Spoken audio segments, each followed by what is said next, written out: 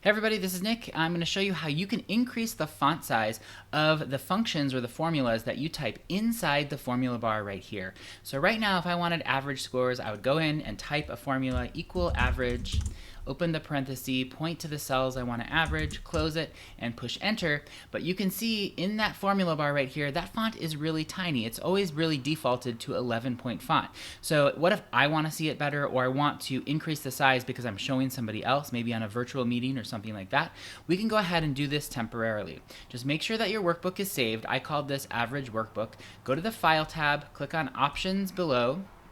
Under the general menu tab here, you're going to go to when creating new workbooks right here under font size. And I'm going to go ahead and increase this to 24. It's going to be nice and big. I'm going to click OK. I'm going to click OK again. Now let's go ahead and close this workbook. I'm going to make sure to save it.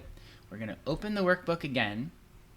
And you'll see that everything is the same in my workbook except for the average function, the formula that we were putting here into the Excel formula bar is now huge. It's 24-point font. Everything else, though, is the same. Now, the thing is, since we added this under the Create New Workbook section, if you open a new workbook in Excel, things are going to look a little bit strange. So we'll go ahead and open a brand new workbook, and now you can see everything is super big. So not just the font in the formula, but the font size of the columns and the rows and the naming feature right here, the name box, that's all set to 24-point font too. So you may actually like that. That might actually be helpful to you.